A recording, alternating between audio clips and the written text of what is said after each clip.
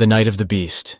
The wind howled like a mourning widow through the towering pine trees surrounding our remote cabin. It was our first night in the place, nestled deep in the heart of the forest, a haven we had sought to escape the bustling city life. I had always been a skeptic, never one to believe in ghost stories or supernatural tales.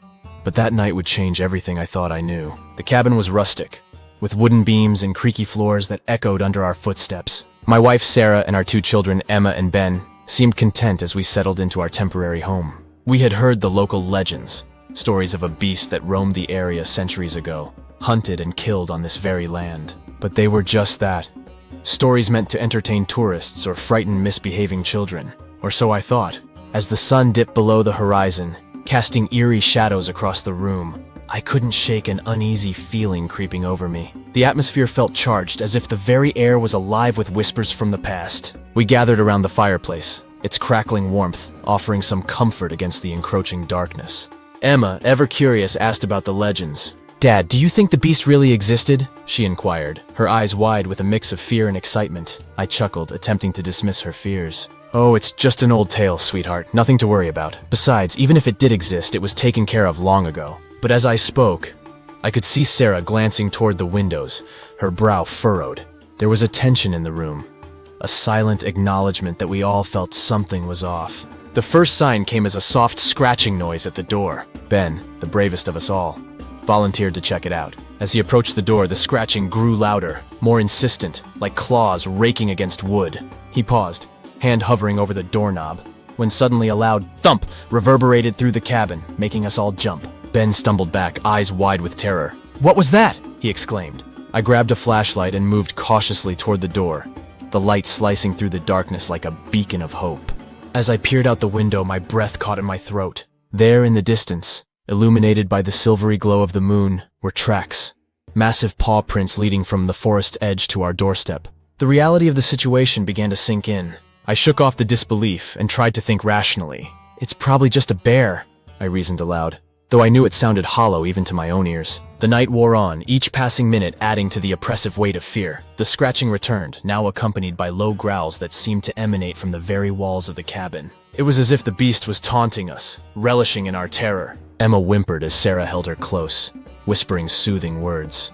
I knew we couldn't last the night like this. We had to do something, anything, to fend off whatever lurked outside. Suddenly the lights flickered, plunging us into darkness. I fumbled for my flashlight, but it slipped from my grasp and clattered to the floor. Panic surged through me as the growling grew louder, more insistent. In the blackness, a voice, a deep, guttural sound, echoed through the room, whispering ancient words I couldn't comprehend. It felt like the cabin itself was alive, breathing in sync with the malevolent presence outside. Then, with terrifying clarity, I realized we weren't alone in the room. A shadow moved across the wall, a hulking figure that seemed to materialize from the darkness itself. My heart pounded in my chest as I finally understood the truth. The beast wasn't just a legend, it was real, and it was here. I scrambled to find a weapon, anything to defend my family. My hand closed around the handle of a hunting knife, its cold steel a small comfort against the overwhelming fear. The shadow lunged forward and I swung blindly, the blade cutting through the air. The growling stopped abruptly, replaced by a chilling silence that hung in the air like a shroud. For a moment I thought we were safe, but then the whispering returned, louder, more insistent. The beast wasn't done with us yet. As I stood there, knife in hand, I knew we had to find a way to lift the curse, to put the beast's spirit to rest once and for all. The night had only just begun, and if we were to survive, we had to uncover the secrets of the past before it was too late. The true horror was just beginning. The terror of the previous night clung to us like a shadow. We were shaken but determined to find a way to rid ourselves of the nightmare that haunted our new home. As the morning light filtered through the trees, we gathered around the kitchen table, eyes heavy with exhaustion. I unfolded the map of the area we'd picked up at a local shop, scanning it for clues. We needed answers, anything that could tell us how to break the curse of the beast and put an end to this horror. My thoughts were interrupted by Sarah's voice breaking the tense silence. "There has to be something in town," she suggested, her voice barely above a whisper. "Maybe someone knows more about the history of this place." I nodded, though part of me dreaded what we might discover, but there was no other choice. We couldn't just sit back and wait for the beast to strike again. Leaving Emma and Ben at the cabin, we made our way to the village, hoping to find some answers. The town was quaint, with its old-world charm and friendly locals who seemed blissfully unaware of the terror lurking in the woods. We approached the village library, a small stone building with ivy crawling up its walls. Inside, the smell of aged paper filled the air as we searched through old records and dusty tomes. Sarah pulled a book from the shelf, its cover worn and faded. "The Legend of the Beast," she read aloud, flipping through the yellowed pages. Her eyes widened as she continued, revealing the tale of a creature that had once terrorized the area. A beast whose spirit was said to roam the land, seeking vengeance on those who dared trespass. It says here that the beast was a guardian of the forest, protecting it from those who would do harm. But when hunters came, they slaughtered it, thinking it was just a wild animal, Sarah explained. Its spirit was never put to rest, and now it seeks revenge on anyone who sets foot on its territory. The words sent a chill down my spine. We were dealing with more than just a ghost. We were up against a force of nature, a guardian spirit wronged and full of fury. As we delved deeper into the book, I found a passage detailing a ritual, a way to appease the beast's spirit and lift the curse. It required a rare flower known as the moon's tear, which only bloomed under the full moon and was said to grow near the beast's resting place. I glanced at Sarah. "We need to find that flower," I said, determination hardening my voice. "Tonight is the full moon. It's our only chance." We hurried back to the cabin, our minds racing with the knowledge we'd uncovered. Emma and Ben were waiting, their eyes reflecting the same fear and hope that burned within us. We shared what we had learned, explaining the plan to end the curse once and for all. As night fell, the forest came alive with an eerie stillness. The full moon hung low in the sky, casting a ghostly glow over the landscape. Armed with flashlights and the hunting knife from the night before, we ventured out into the woods, following the map and our instincts. The trees loomed above us, their branches reaching out like skeletal fingers. Every rustle of leaves and snap of a twig set my heart racing, a reminder of the danger we faced. But we pressed on, driven by the knowledge that this was our only hope of survival. Finally, we reached a clearing, and there it was, the moon's tear. Its petals glowed with an ethereal light, almost too beautiful to be real. I moved cautiously toward it, my hand trembling as I reached out to pluck the flower. Just as my fingers brushed against the petals, a blood-curdling howl pierced the night. The beast's spirit was upon us, its presence a palpable force that sent shivers down my spine. I spun around, the flashlight beam slicing through the darkness to reveal a pair of glowing eyes staring back at us. "Run!" I shouted, the urgency in my voice spurring my family into motion. We sprinted through the woods, the beast's howls echoing all around us, closer and more menacing with each passing moment. My lungs burned and fear clawed at my mind, but I refused to let it win. We had to make it back to the cabin, to safety. Suddenly the ground beneath me gave way, and I tumbled into a pit, the earth closing around me like a grave. Pain shot through my leg as I landed, the world spinning in a dizzying blur. I heard Sarah scream my name, her voice filled with desperation and terror. "Dad!" Ben cried, skidding to a stop at the edge of the pit. I struggled to stand, fighting against the searing pain in my leg. "Go!" I shouted. "Get back to the cabin! I'll find a way out!" But before they could move, the beast appeared, its massive form silhouetted against the moonlit sky. It growled, a low menacing sound that resonated through the air, and my blood ran cold. In that moment I realized the truth. The beast wasn't just a spirit, it was a guardian, defending its land against intruders. And we were trespassers, no matter our intentions. But we couldn't give up.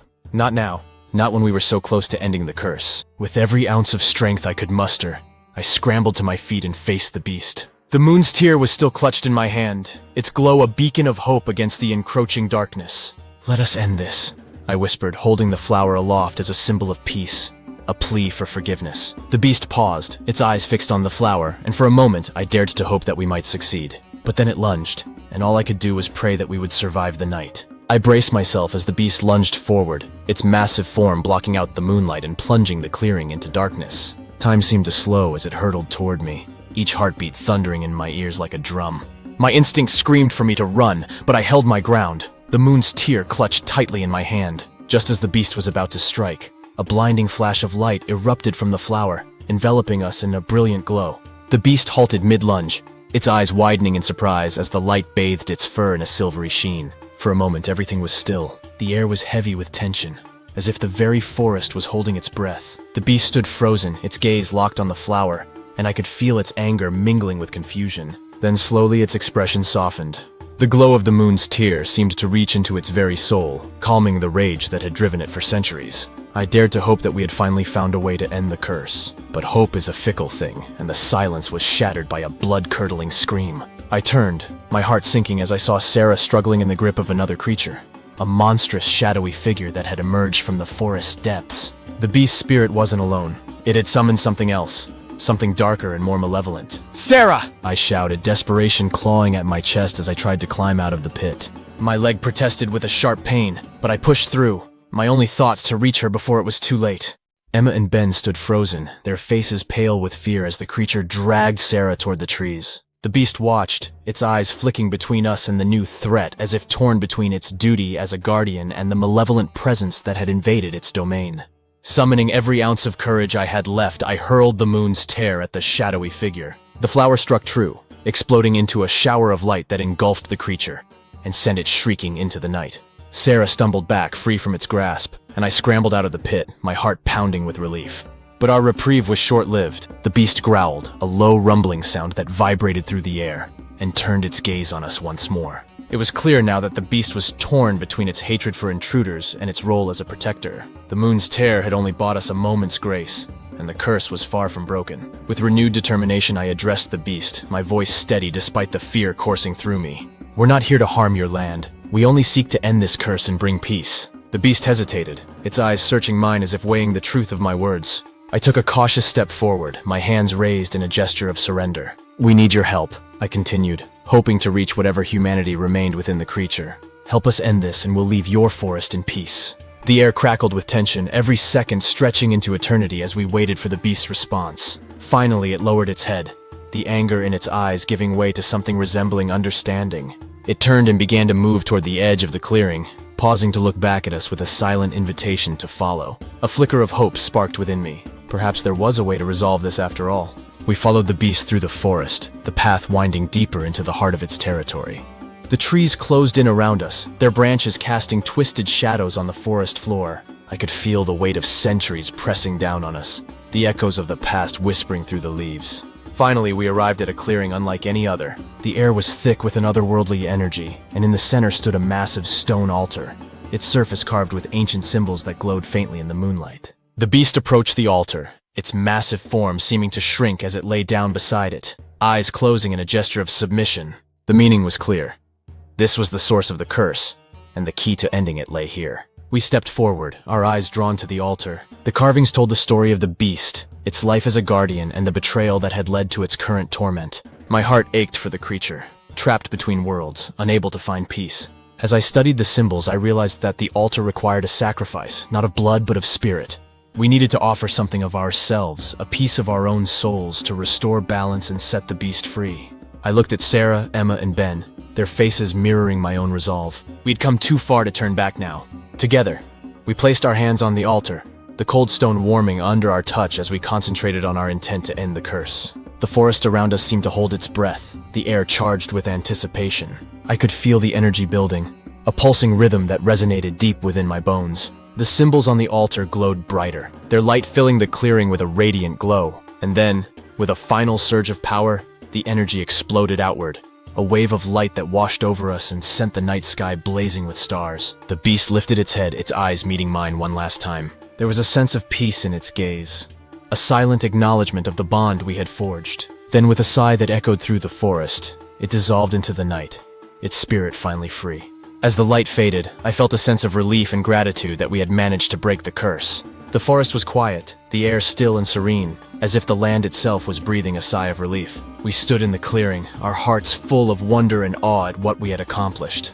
The night of the beast had ended, and we had emerged victorious. But deep down, I knew that our journey was far from over.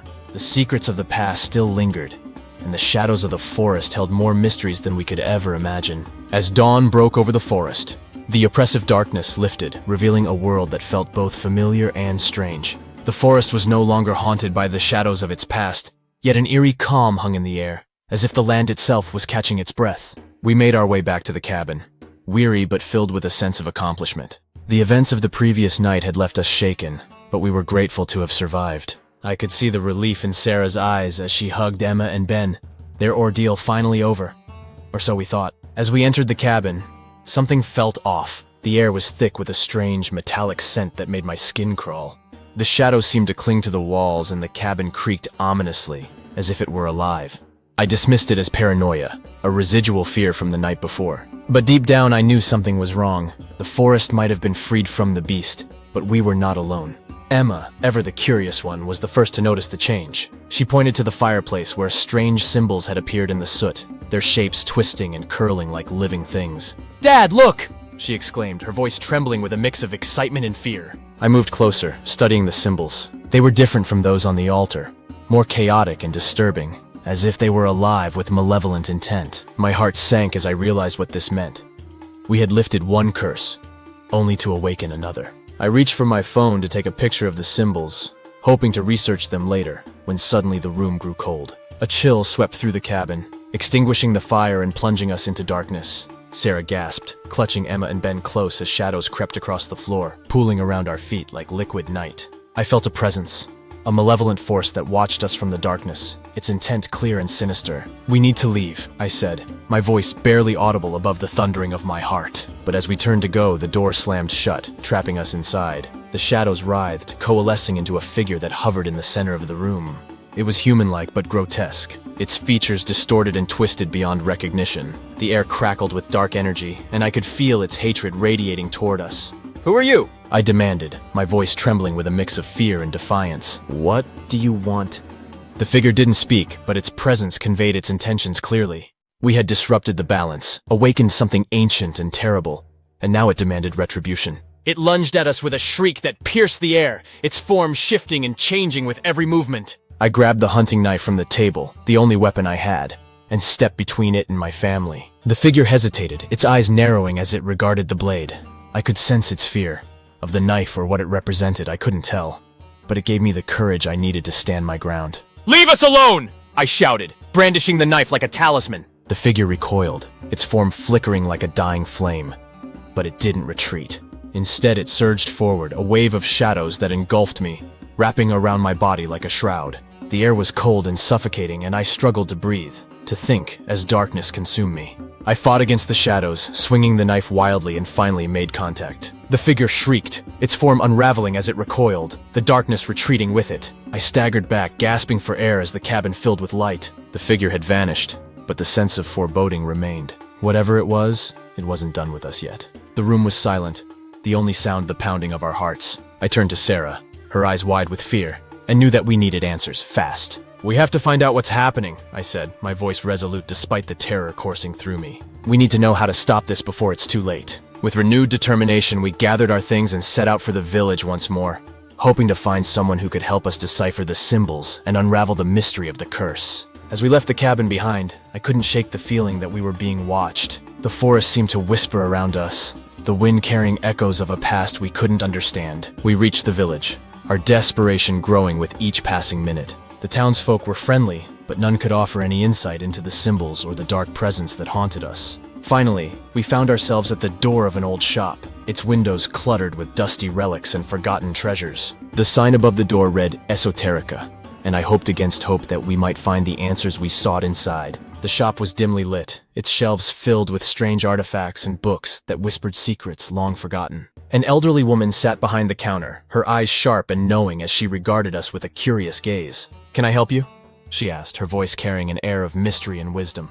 I showed her the picture of the symbols, explaining our ordeal as best as I could. She listened intently, nodding as she examined the image. "These symbols," she said, her voice grave, "are marks of the Shadowkin, spirits that dwell in the spaces between worlds. They are drawn to places of power, and your actions have awakened them." My heart sank as her words confirmed my worst fears. We had not only disturbed the beast's spirit, but had also opened a door to something far more dangerous. "Is there any way to stop them?" Sarah asked, her voice tinged with desperation. The woman nodded slowly, her expression somber. "There is a ritual, one that requires great sacrifice, but it is dangerous, and it may cost you dearly." We listened intently as she described the ritual, a complex series of steps that would bind the Shadowkin and restore balance. It required an offering, an object of great personal significance, imbued with our essence and memories. As we left the shop, our minds heavy with the weight of our decision, I realized that we were about to face the greatest challenge yet. The forest was no longer just a backdrop to our nightmare. It was a living entity, filled with secrets and dangers we could barely comprehend. The shadows were closing in, and the night of the beast was far from over. As we made our way back to the cabin, the weight of the elderly woman's words hung heavy in the air. We were racing against time, knowing that the Shadowkin would not rest until they claimed us as their own. The forest seemed to pulse with malevolent energy, each step forward a reminder of the darkness lurking just beyond the trees. I knew that our only chance of survival lay in performing the ritual the woman had described, but the cost was steep. A sacrifice of something precious, a piece of our very souls. When we arrived at the cabin, the sun was sinking below the horizon, casting long shadows that danced across the ground. We gathered around the kitchen table, the gravity of what we were about to do pressing down on us like a physical weight. "We need to choose something meaningful," I said, my voice steady despite the fear gnawing at my insides. "Something that ties us to this world and can break the hold the shadow can have on us." We each took a moment to consider, searching our hearts for the right offering. Emma was the first to speak, her voice quiet but firm. "I'll give them this," she said, holding up a small, tattered stuffed bear. "It's my favorite, the one I've had since I was little. It's part of me." Sarah nodded, her eyes glistening with unshed tears. "I'll offer my locket," she said, unclasping the delicate chain from around her neck. "It holds pictures of my parents, memories I cherish more than anything." Ben, ever the brave one, placed his hand on his chest, where a dog tag hung from a leather cord. "This was Grandpa's," he said. "He always told me it would keep me safe." I looked at my family, their resolve giving me the strength to make my own choice. I reached for my wedding ring, its metal cool and comforting against my skin. "This ring," I said, slipping it from my finger. "It symbolizes the life we've built together, the love that binds us. It's the most important thing I have." With our offerings chosen, we moved to the center of the cabin, forming a circle as the woman had instructed. The air was thick with tension, the shadows flickering in anticipation of what was to come. We placed our items on the floor, each one a testament to our lives and the bonds that held us together. I began to chant the words of the ritual, my voice growing stronger with each syllable, as if guided by an unseen force. The air crackled with energy, the shadows drawing closer as the ritual took hold. I could feel the power building, a tangible force that resonated through the cabin and into the forest beyond. Suddenly, the shadows surged forward, engulfing us in darkness. The temperature plummeted, and I could feel the presence of the Shadowkin, their whispers filling my mind with cold, ancient voices. The ritual demanded our resolve, our willingness to face the darkness without fear. I held my ground, focusing on the love that bound us together, the strength that lay within our sacrifices. And then, with a final surge of energy, the darkness shattered. The shadows retreated, their whispers silenced as the light of the ritual filled the cabin. The air was warm and vibrant, the oppressive weight of the curse lifted at last. The Shadowkin were gone, banished by the power of our sacrifice and the bonds of love that held us strong. The forest was still, a profound peace settling over the land as the echoes of our ordeal faded into memory. As the light of dawn crept through the windows, I knew that we had triumphed, not just over the darkness, but over our own fears. We had faced the night of the beast and emerged stronger, our bonds unbroken. But just as we began to breathe a sigh of relief, a soft growl echoed through the cabin. We froze, hearts pounding as we turned toward the sound, our minds racing with the possibilities. There, in the corner, stood a creature unlike anything we had seen before. It was neither beast nor shadowkin, but something in between. A fusion of darkness and light, its eyes glowing with a mysterious intelligence. My breath caught in my throat as I realized the truth. The ritual had worked, but it had not only banished the shadowkin, it had also transformed the beast, freeing it from its torment and granting it a new form. The creature regarded us with a mixture of curiosity and understanding, its presence both eerie and majestic. I knew deep in my heart that this was the true guardian of the forest, reborn and renewed by our actions. And then, with a final nod of acknowledgement, the creature turned and disappeared into the forest, leaving us alone in the silence of the dawn. As we stood there, the first rays of sunlight streaming through the trees, I felt a sense of peace and gratitude that I had never known before. We had faced the darkness together, and though the journey had been fraught with terror and sacrifice, we had emerged victorious. The forest was no longer a place of fear and shadows. It was a sanctuary, a testament to the power of love and the resilience of the human spirit. And as we gathered together, holding one another close, I knew that we would face whatever challenges lay ahead with the same courage and strength that had seen us through the night of the beast. For in the end, it was not the darkness that defined us, but the light that we carried within. The end.